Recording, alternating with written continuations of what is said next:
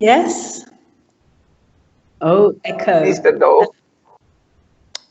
Is it me that's just echoing, or the room is quite echoey in here, actually? Yeah. Is it okay? Can you still hear me okay? It isn't okay, but it's okay. Okay. Yeah, it's a high ceiling room, and I'm not sure there's anything I can do about it. Okay, so we have Dope, we have Naval, we have April, we have Shiny and April, and quite a few people suddenly just disappeared. So I don't know if that's because the connection broke or whether they decided to change their minds and maybe go and put the kettle on. Okay, my voice sounds like what? Revolutions? What do you mean, Shiny? What do you mean by revolutions? Okay, Shiny. This is spelling. Revelations. How can my voice sound like revelations? Okay.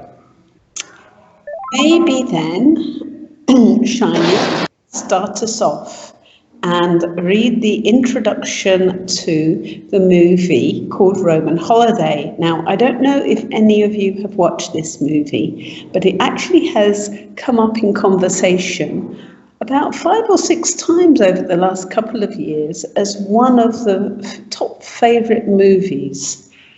So if you haven't seen it, you might want to, because I've been able to find a link to a YouTube copy of the film, which is the whole movie. So, Shiny, would you like to read the first couple of paragraphs, please? Pardon me? Yes, you. I think Okay. there's only one Shiny here. Sorry, I didn't catch you, so I didn't understand. Roman Holiday is a 1953 American romantic comedy film directed and produced by William Wyler. It starred George Peck as a reporter and Audrey Hepburn as a royal princess out to see Rome on her own. Hepburn won an Academy Award for Best Actress for her performance. The screenplay and costume design also won. It was written by John Dighton and Dalton Trumbull, though with Trumbull on the Hollywood blacklist. He did not receive a credit. Instead, Ian Michael Hunter fronted for him. Trumbull's credit was reinstated when the film was released on DVD in 2003. On December 19, 2011, full credit for Trumbull's work was restored. Blacklisted director Bernard Forhouse worked on the film as an assistant director under a pseudonym. Very good. Okay. So, is there any vocabulary there that you're not very sure about? Or is there anything that you're not all that sure you understand? Because here we're talking about blacklisting and reinstating. Okay. Now, what do you think was going on here? What does a blacklist mean, Shiny? Not welcome. Sorry? Not welcomed. Not welcome? Yes, something like. They're not approved, okay? They're blacklisted. There's something that they have done which means that somebody has put them on a list of names And yes, they're either not welcome or they're not approved. But what was this blacklist? Do you have any idea? We're talking about Hollywood here in the 1950s. So what was the crime? What was it that these people had done to get them on a blacklist? Do you know? Not rule made by Hollywood. I mean that they are quite narrow rule. Well, I'm not. Yeah, I mean it was a Hollywood blacklist. But does anyone know what their crime was? What had they done that put them on this list? April, do you have any idea? No idea. I don't know. At that moment, it's the film black and white, so maybe they wanted to do something new, something in color. No, it's the reason why I picked on you was because, like me, you're probably the only one old enough to really remember a bit about the sort of history that went on in our childhoods. It was to do with the Cold War. Okay, now there were quite a lot of actors that were being actors, film directors that were blacklisted because of their politics. And communists were blacklisted by McCarthy, the President of the United States, which meant that in Hollywood there were many people who were not really being allowed to do much. Now, if they did, they were not able to get the credit. So here we talk about one of the writers not getting the credit for the screenplay, which was actually a prize-winning screenplay. Okay, so we talked about Trumbo, who did not get the credit. So instead, there was someone else who fronted for him. What does it mean if you front for somebody?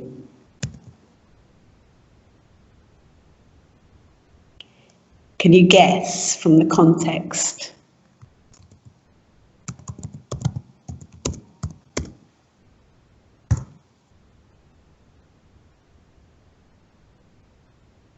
Yeah, it's a bit like you show your face instead of a person. So you're protecting them, you're showing your face on their behalf, yeah? So the guy fronted for him, and then later he was reinstated. So what does that mean, reinstate?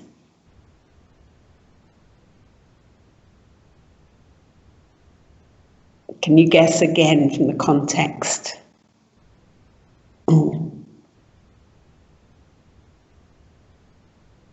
Think of the word and break it down. You've got state in there. Okay, reinstate, give back. So shiny, what does pseudonym mean? A very last word. Another name, pen name. Yes, like another name. So can you think of another word for pseudonym? That means the same? No? Alias? Yeah? Someone has an alias, it means they have a pseudonym. Yeah? So he continued to work. He worked as an assistant director because he was blacklisted, and he also worked under a pretend name. Okay, now let's have a look. We're going to look at the plot of the movie. Now, has anyone actually seen this movie before I continue? I should have seen that, but I can't remember You the can't whole remember. story. I know Oh. that it's Gregory Peck and Audrey Hepburn, but the whole story, I couldn't remember actually. Okay, well, it might come back to you, and Shiny has seen it, so don't give it away yet, okay, Shiny? So maybe, April, would you like to read for us the beginning part of the plot? Okay, thank you. Anne, Audrey Hepburn, the crown princess of an unspecified country, becomes frustrated with her tightly scheduled life and breaks down at having to repeatedly answer yes, thank you, and no, thank you to demands of her time. Her doctor gives her a sedative to calm her and help her sleep, but she secretly leaves her country's embassy. The sedative eventually makes her fall asleep on a bench, where Joe Bradley, Gregory Peck, an patriot American reporter for the American News Service based in Rome, finds her. Not recognizing her, he offers her money so she can take a taxi home, but a woozy Anya Smith, as she later calls herself, refuses to cooperate. Joe finally decides, for safety's sake, to let her spend the night in his apartment. He is amused by her regal manner, but less so when she appropriates his bed. He transferred her to a couch. The next morning, Joe, having already slept through the interview, Princess Anne was scheduled to give Harris off to work, leaving her still asleep. No, I can remember You a little bit. Okay. So, crown princess, what does that mean, a crown princess? It's just like Prince William, not William, Prince Yes. William, yeah. Yes, I know what you mean. So she's going to become the queen. Okay, you can have lots of princesses, but not all of them will become queen. Okay, so she is ready to become the queen. Okay, or ready. I mean, she will become queen when her father gives her the throne. Either he dies or abdicates. Okay, and any other vocabulary? There was something. Okay, so she secretly leaves her embassy. She falls asleep on a bench. An expatriate journalist finds her but doesn't recognize her. And she is woozy. Now, what does that mean if you're woozy?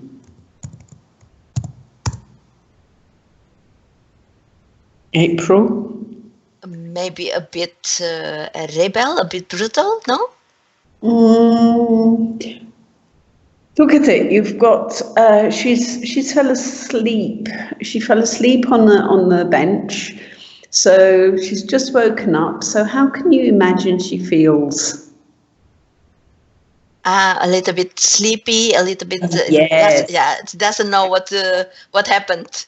Yes. So woozy is when you don't really feel quite ready yet. You're feeling a bit tired, or maybe you've had if you've had too much to drink, you don't quite feel with it. Okay. So she feels woozy. So he's trying to get her to go by taxi home, but of course she doesn't want to go home just yet. So she comes back to his apartment. Okay, so amused by her regal manner. What is regal?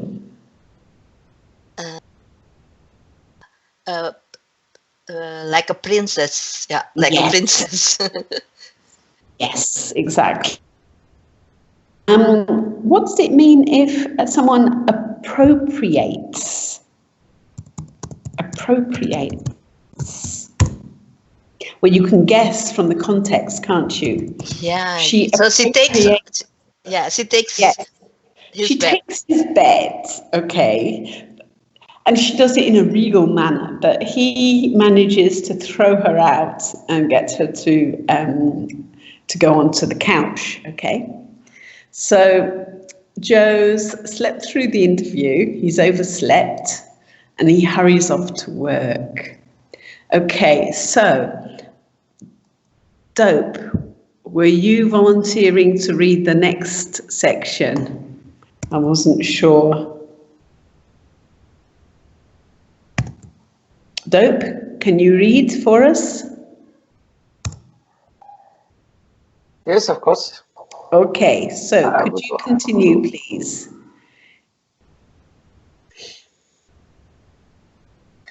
When his editor, Mr. Hennessy Hartley Power, asked why Joe is late, Joe lies, claiming to have attended the Prince's press conference.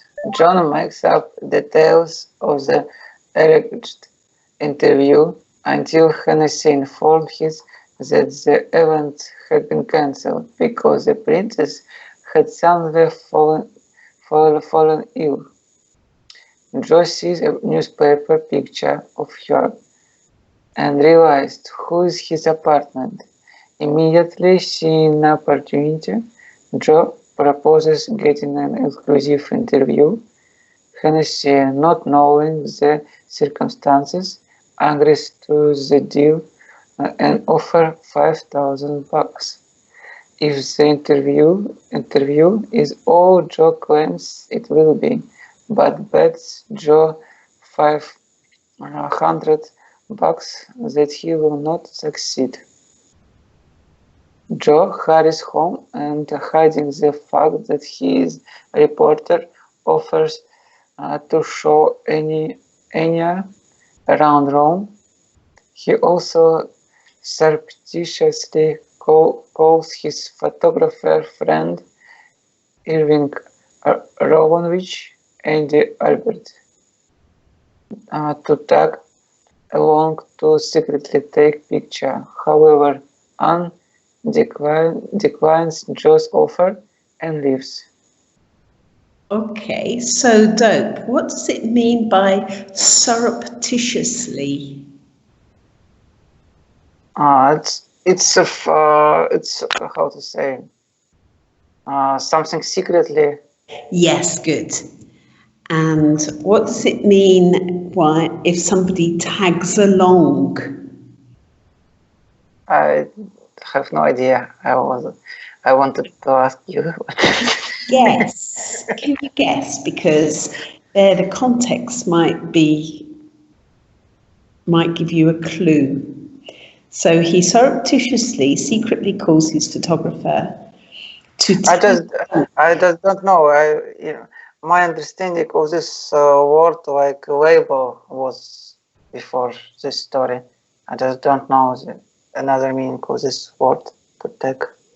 It's verb to tag along. To tag along. Yeah. Anybody know what it means to tag along? It's formal. It's perhaps a little bit more sort of like informal. Okay, so to join, just to come along. Yes, so it's not formally. Phrasal verb, right? You just join in. So he's trying to get the photographer to come along secretly so he can take photographs. Okay. Was there any other vocabulary that you were not very sure about?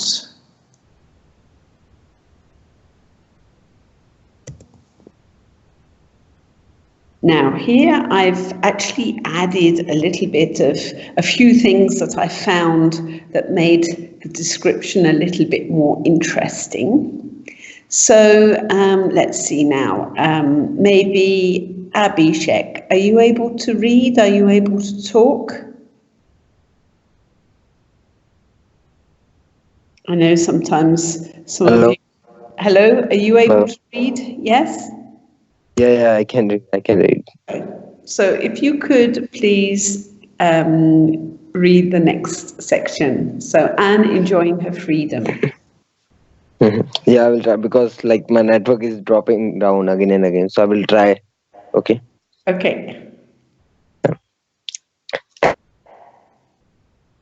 Enjoying her freedom, explores an outdoor market, buys a pair of shoes, and on a whim gets her long hair cut short. Joe follows and accidentally meets her on the Spanish Steps. This time he convenes.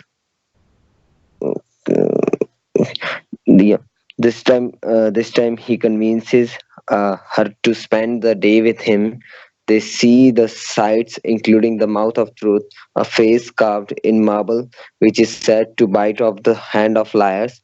Joy Joe soaks and pretending to have lost his hand to the mouth of truth. The mouth of truth. Scene is where you stick your hand in a statue and it gets bitten off if you are a liar. It doesn't work in real life, by the way. The script called for Pack to briefly pretend his hand was being chewed off, but he took it one step further, hiding the hand in his jacket sleeve and pulling out the stump to horrify Hepburn. Hepburn, Wyler, and Pack would both later claim credit for this idea, but their accounts were in agreement that part of the fun was not telling Hepburn beforehand what Pack was going to do. Poor Audrey. That was that was a real scream of surprise when Pack pretended to get his hand bitten off. Great. So what does it mean on a whim? What is a whim?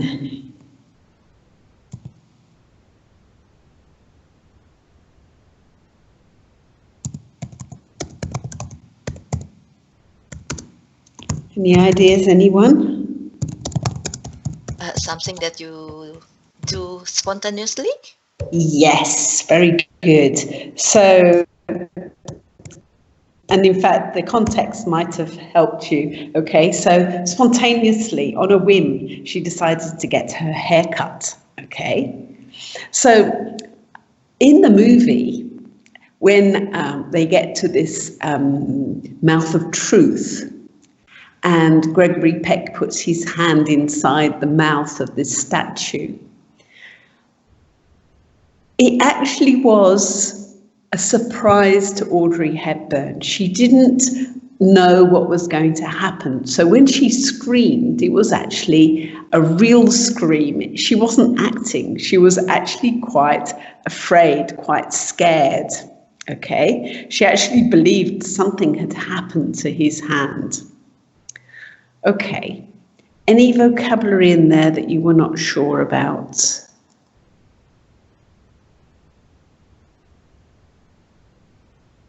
Yeah, Monique wants to join us. I don't see why not. I don't know what I've got to do, if anything, to add her, because I thought she was already added to this group. So I don't know quite what, whether she just has to join in or what, Shiny. Okay, April. Since you're online, perhaps you could read us the next paragraph. Okay, but I have a question. The script called for Peck to briefly pretend his hand. Called for here is asking or no? It's not really that. Sorry, wait a minute. In the text, yeah. After the mouth of truth. Yes, the mouth of truth. It's where you it's a statue. Okay. Yeah, and then you have a sentence with called for. The script. Okay, no, it's because I'm afraid it's not part of the same article, so it repeated a little bit. Okay, so I added that section about trick in here. In fact, you read the first paragraph, didn't you? So maybe we should ask Shiny. You haven't said anything yet, have you? Maybe Shiny should read these two paragraphs. Is that okay? Later, Anne shares with Joe her dream of living a normal life without her crushing responsibilities. That night, at the dance on a boat, government agents finally track her down and try to escort her away. But a wild melee breaks out and Joe and Anne escape. While trying to rescue her from plainclothes government agents, Joe is ambushed and falls into a river after being struck and drives in to save him, and they swim away together away from the agents, finally sharing a kiss as they sit shivering on the river bank, later knowing her royal responsibilities must resume. The princess bids a tearful farewell to Joe and returns to the embassy. When she arrives at the embassy, she is lectured upon the sense of duty she must display, but visibly penned retorts that without such a sense she would never have returned. During the course of the day, Hennessy learns that the princess is missing, not ill as claimed.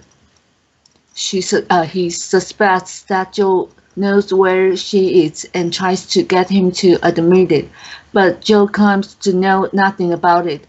Joe decides not to write the story, despite the considerable amount of money riding on it. Irving first plans to sell his photographs independent of the story, but eventually decides against it. Good, very good. Okay, what is a melee? I think you hesitated on that word at the top. So a wild melee breaks out. Can you guess? Fight. Shiny, can you guess what that might mean?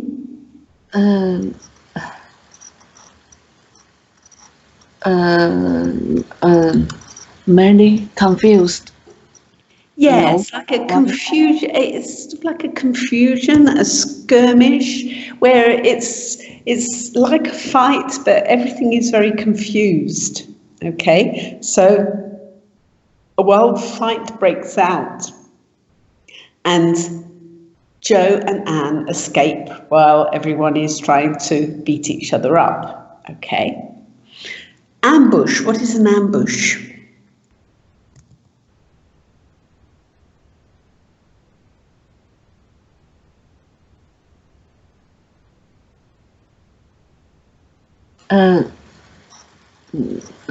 Trap. Yes, trap or attack, yeah. Okay, so Joe's ambushed, falls into the river, and Anne dives in to save him.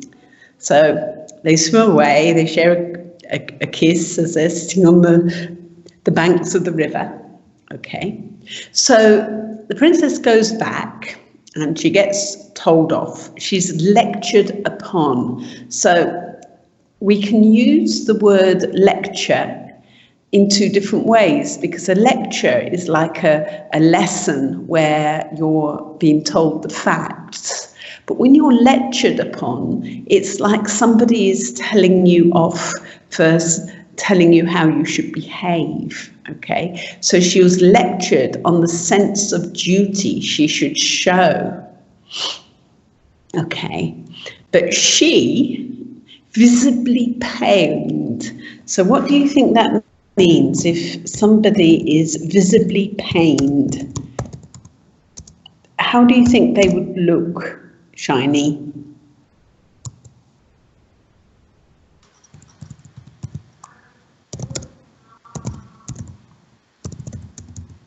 Abuse. Sorry?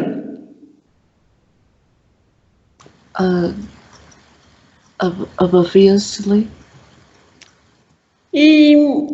Yeah, I mean, look, if you're visibly pained, you might look embarrassed, or you might look ashamed, or something like that. You suddenly, your face will show that you're not happy with what is being said to you. Okay, so she's looking embarrassed, or she's looking a bit annoyed at what she's being told. And then if you retort, what does retort? What's another word for retort? Oh, you just mentioned it before. Say it back. Yes, so answer. She answers back, yeah? She answers back that, well, she wouldn't have come back if she hadn't had this sense of duty, yeah? If she hadn't had such a sense of duty, she would have stayed free outside. So it was her sense of duty that made her go back to the palace, to the consulate, sorry. Okay, is there anything else you're not sure about?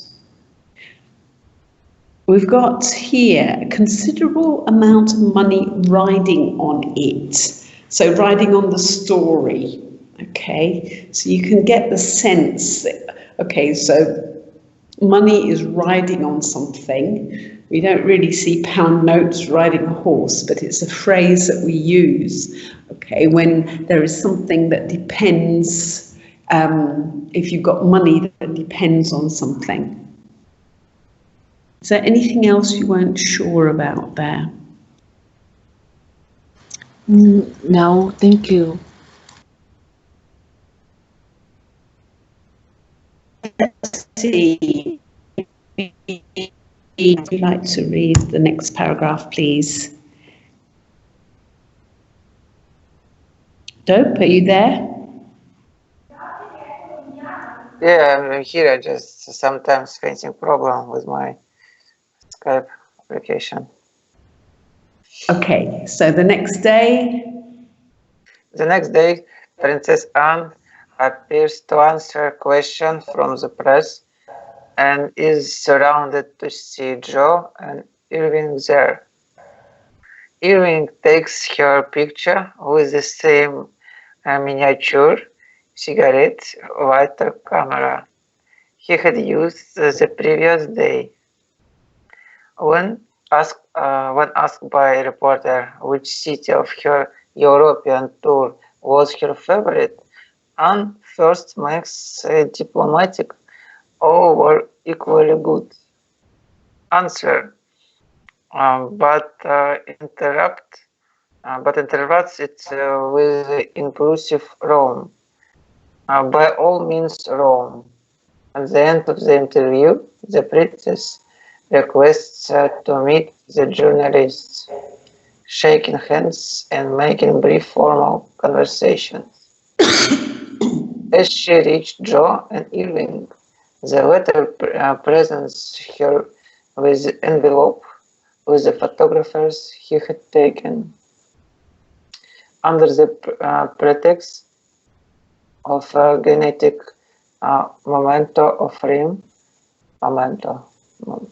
the three makes several statements that hint at the truth and their disposition, while feigning formality and distance expected between the princess and two strange journalists.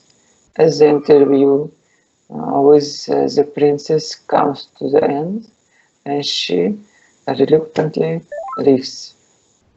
This depressed, and Joe walks away alone. Okay, so which? Momento and feigning. Maybe pronounce Okay, wrong. so we've got a few words here. So Joe and Irving present her with an envelope with the photographs he had taken.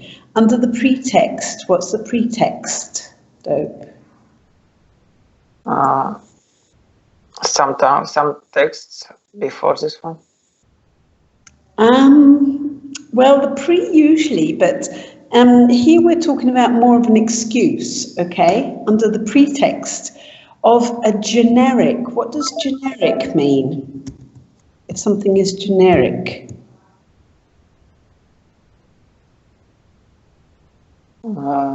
I know, but don't know how to translate right. Yes. Okay, well, Shiny's put it, although she spelt it wrongly, general. Okay, generic, general, and then we have a memento, a generic memento. What does memento mean? Something is a memento.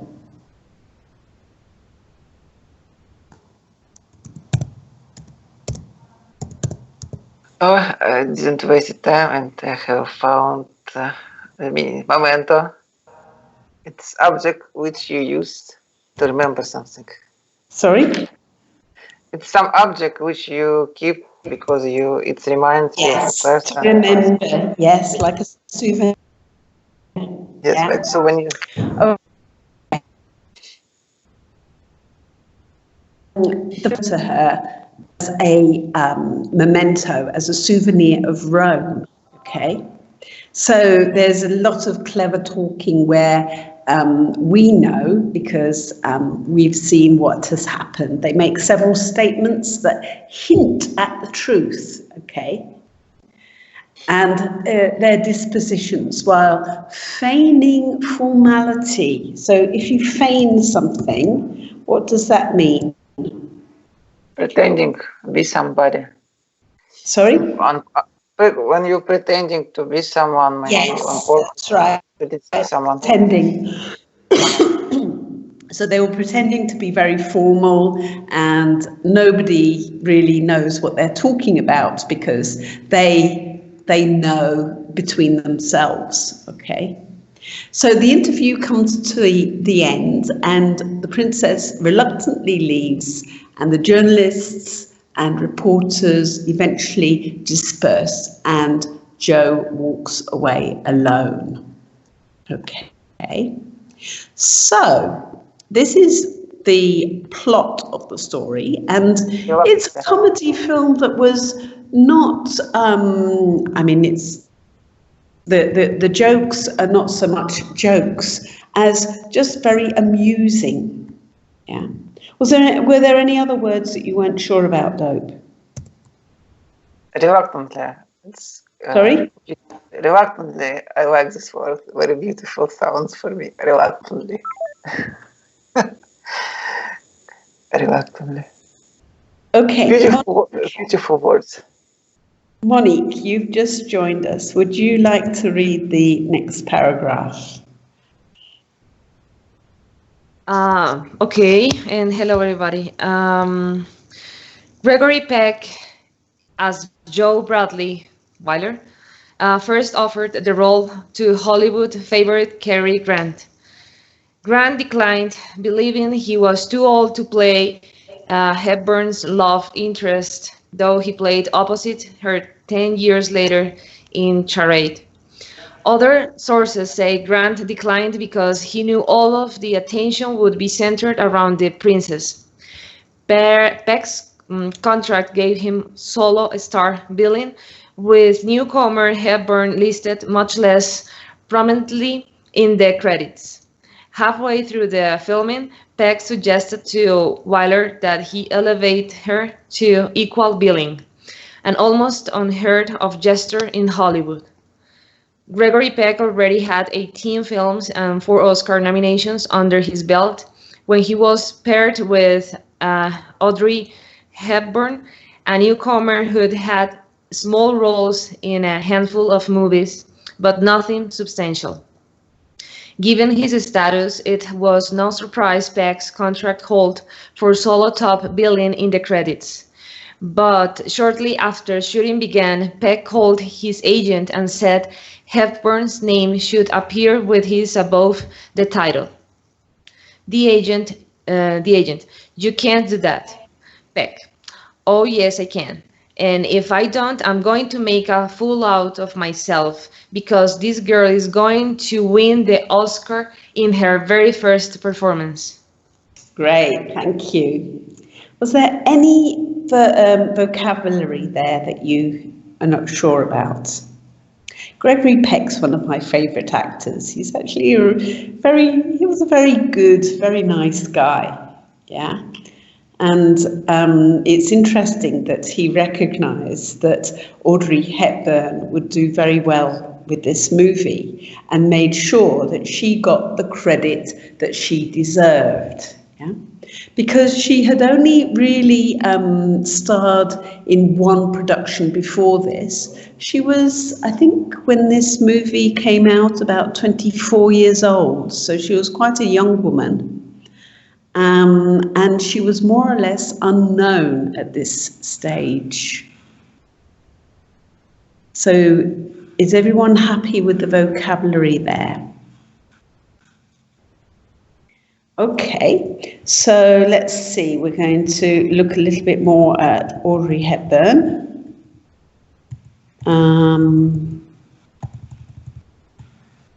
Okay. I've got a line in the middle, but you need to ignore that line. Let's see. April, would you like to read and just ignore the line if it appears? Okay, thank you. Audrey Hepburn, yeah? Yes. Audrey Hepburn is a Princess Anne. Anya Smithy Smith. Wyler had initially considered Elizabeth Taylor and Jean Simmons for this role, but both were unavailable. Wyler was very excited to find Hepburn, but he didn't choose her until after a screen test.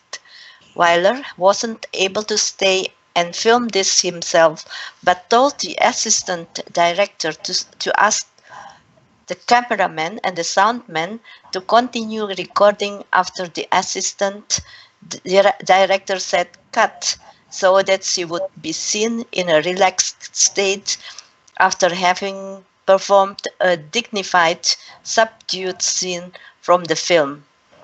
The candid footage won her the role. Some of it was later included in the original theatrical trailer for the film, along with additional screen test footage showing Hepburn trying on some of Anne's costumes and even cutting her own hair, referring to a scene in the film. Roman Holiday was not Hepburn's first acting job, but it was her first major role.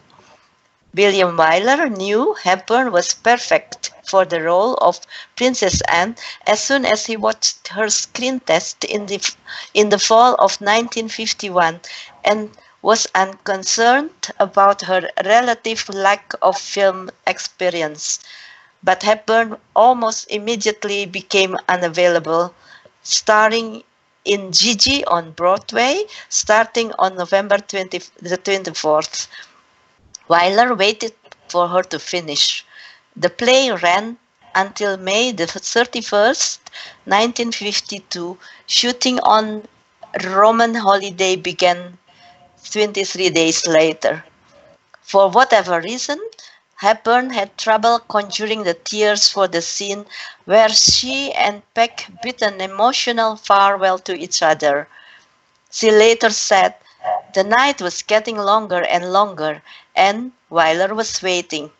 Out of the blue, he came over and gave me hell. 'We can't stay here all night. Can't you cry for God's sake?' He'd never spoken to me like that. I broke into such sobs and he shot the scene, and that was it." She said Wyler later apologized, sort of, "I'm sorry, but I had to get you to do it somehow." Okay. Okay. Any vocabulary there that you weren't sure about? Or was it all clear? Sub. Into such subs. Sobs. The subs. Yeah. Can anyone help Dope? I think sob is like so when you cry. When you're crying, Yes, the noise that you make when you're crying. Okay, so Audrey Hepburn, she was born in 1929. And she actually, her parents were very interesting, and she lived in Europe. She lived in, I think, in the Netherlands during the war. Yes, she's born in the Netherlands. She's born there. Was she actually born there? Because I think she moved around a bit, but during the war she was living there as well. And she starred in some very famous movies. Breakfast at Tiffany's is another very famous film that she was in. Okay, she died when she was quite young. She had cancer, so that was very sad. Okay, so let's see, who should we have read now?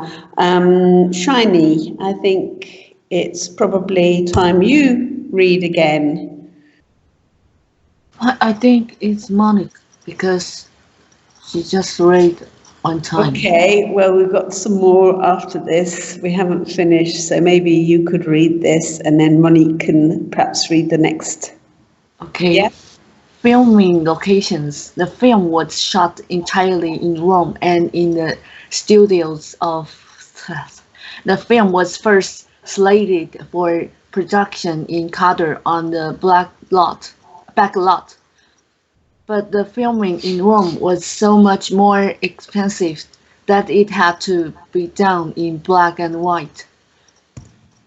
Wilder wouldn't budge on shooting on location in Rome, and Paramount finally agreed, but only if Wilder could finance it with blocked funds, a percentage of money that Paramount's films had made in Italy that could only be spent in that country, when that only amounted to about $1 million.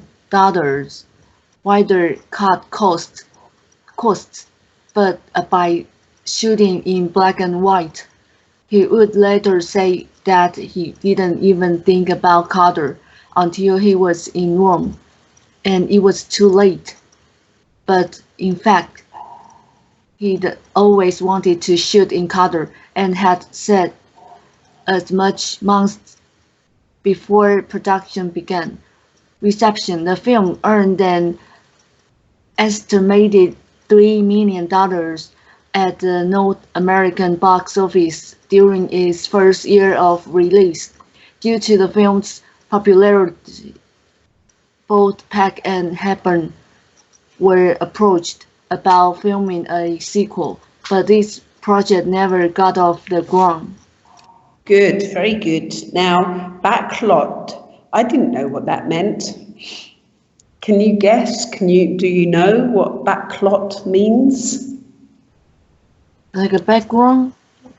Backlot. It's an American word, definitely. No doubt about it. Like I had to. So, have you heard of the expression a lot?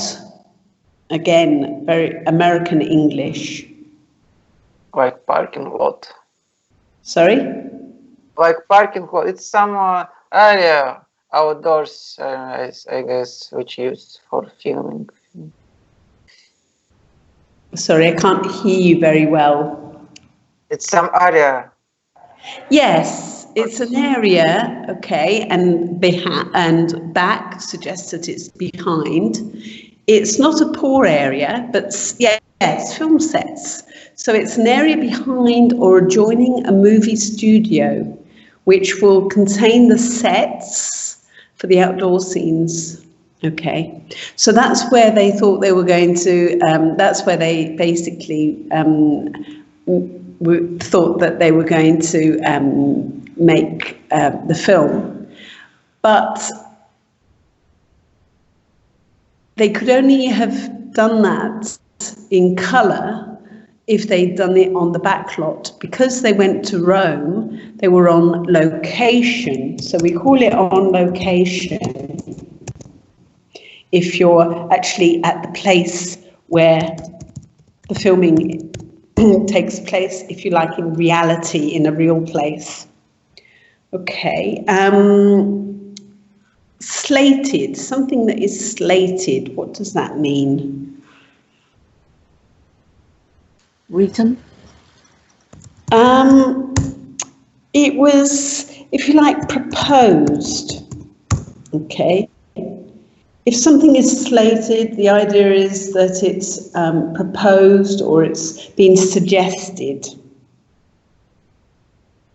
Yeah. Okay. Now let's see what I've got here.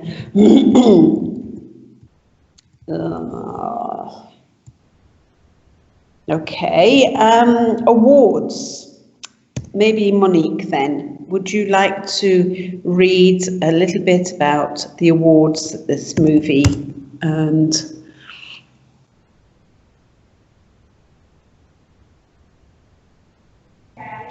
Monique? Okay. Hold on. Where is that? Oh, okay. Hold on. Awards.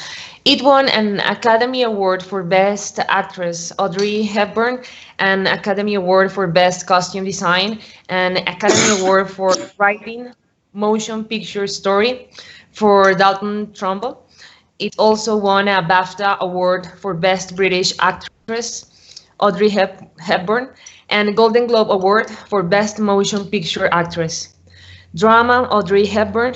It also won the New York Film Critics Circle Award and Writers Guild of America Award for Best Written American Comedy. Ian McLellan, I don't know, Hunter and John Dicton.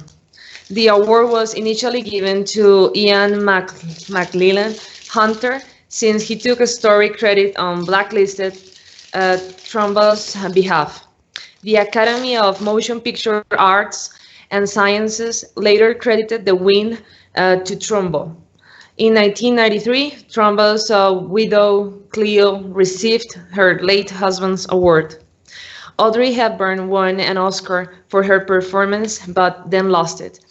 That's to say, she misplaced it. At the ceremony in March 1954, she was so excited and overwhelmed by the win that she took the wrong route to get to the stage, gave a breathless speech, and then left the trophy in the ladies' room. She and Oscar were soon reunited, however, and lived happily ever after. Happy ending. Yeah. Okay. Is there anything there that you're not sure?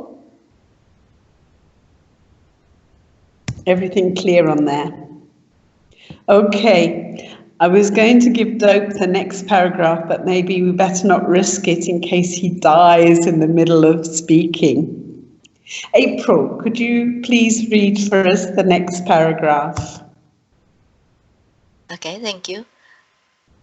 Accolades. In 1999, Roman Holiday was selected for preservation in the United States National Film Registry by the Library of Congress as being culturally, historically, or aesthetically significant. Adaptations. The film was remade for television in 1987 with Tom Conti and Catherine Oxenberg, who is herself a member of a European royal family.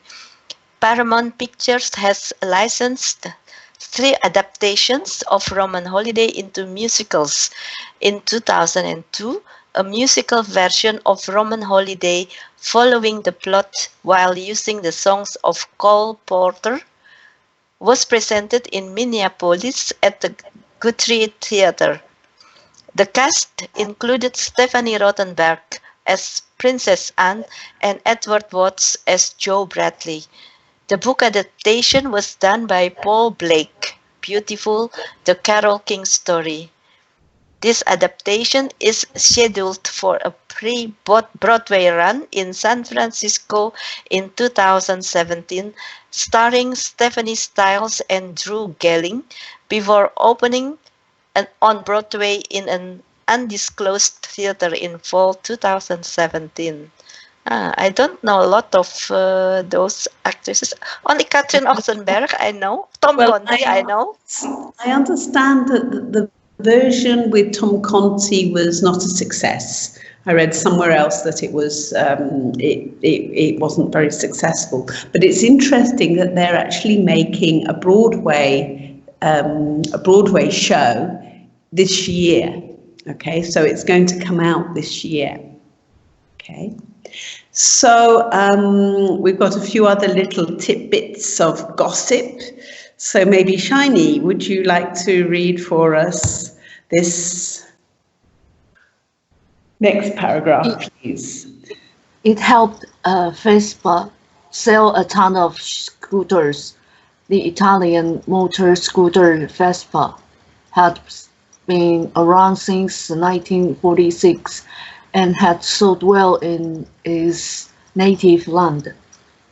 But the Roman holiday introduced it to an international audience and did so in a manner so appealing that all the money Vespa had could never have bought such advertising. Not only does the movie show a beautiful woman and one of the world's most beloved actors having the time of their lives as they ride a Vespa around Rome. That image was even featured on the movie poster. Little wonder the company sold 500,000 Vespas between 1953 and 1956, matching the number it sold from 1946 through 1952.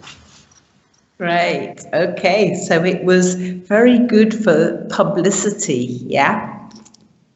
Okay, so I see we're running out of time, but maybe Monique, would you like to read the very last bit of gossip? So, Okay. this is how, wait a minute, it's how Gregory Peck met his second wife. Do you see From it? which part? Pardon. So okay, it's how Gregory it's Peck how. met his second wife. Okay. Okay. So it's how Gregory Peck met his second wife. Peck's marriage to the former Greta Kukkonen was an unhappy one at this point, and there were many rumors of his alliances with other women. Still, they remained together for the sake of their 3 children, and the whole family went to Rome together. On the way there, however, at Paramount's request, Peck stopped in Paris to do an interview. The reporter was a lovely young woman named Veronique Pisani. She visited Rome to interview Peck again during the shoot, and Wilder said that's when the two fell in love, though Peck always maintained it wasn't until later.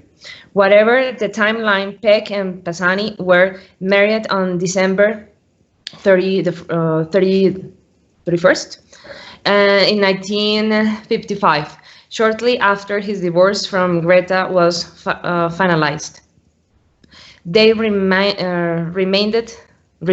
married for the rest of Peck's life.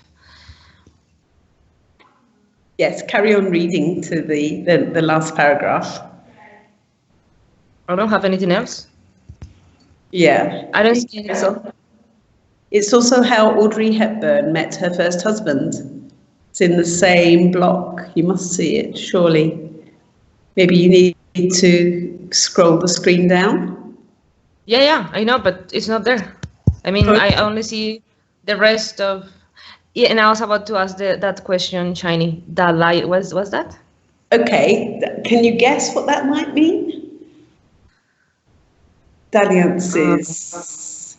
There were many rumors. Like alliance. To me, it sounds like when you just join with someone else or. Yes, exactly. Alliance.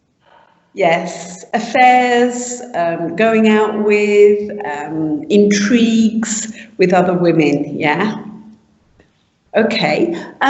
April, can you see the bottom part? I don't understand how Monique doesn't Yeah, see it all because it I was can all see in that. one Yeah, block.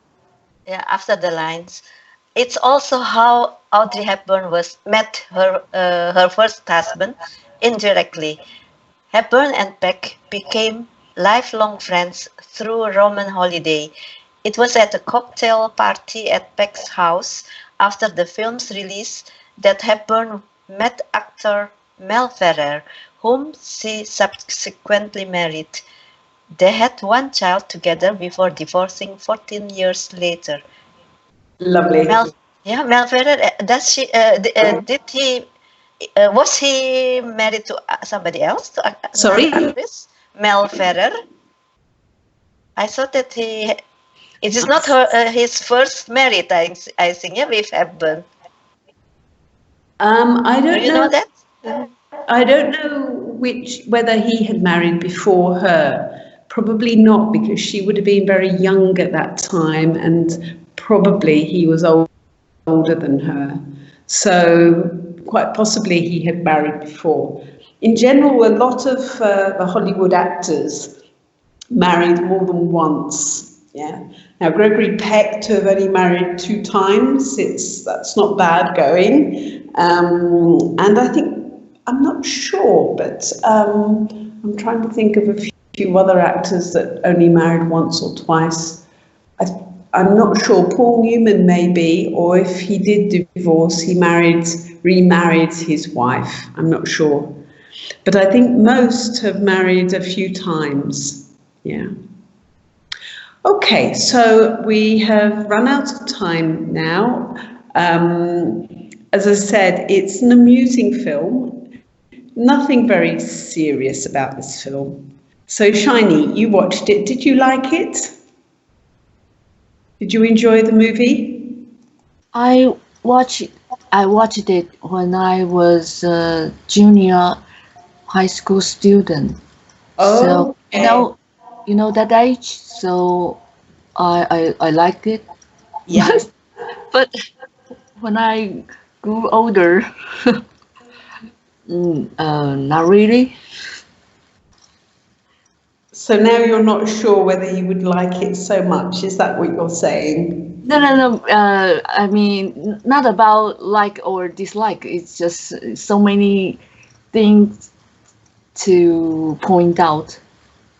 You know. Yes, I don't think it's a very serious movie. Okay, it's really about a poor princess who wants to lead a normal life, and so for a day she is able to be free of the usual, I suppose, pomp and circumstance. Um, she could let her hair down, okay? Because riding around on the back of a Vespa motorbike is not really the sort of thing that a princess can normally do. Yeah? And of course, you have the fact that the press photographer and the journalist want. At first, they think, well, this is a good way to make a good story and make some money. But then they become, I suppose, they realize that there are things more important than just making money out of the story. Yeah, so the photographer gives her back the photographs so that nobody can use them as against her. She keeps them to herself, so she's able to keep a secret of her day of freedom. Okay, but what is it's an amusing film. It's well acted. It shows Rome in 1953, full of tourists. Lynn tells me that full of tourists right now. She has a friend there who was complaining at the number of tourists in Rome. So something there hasn't changed. Yeah. Okay, so we've run 5 minutes over time. I'm not quite sure what the topic will be on Friday, but I think I'm booked for another session, 3 o'clock. So maybe see you then. Okay, bye for now.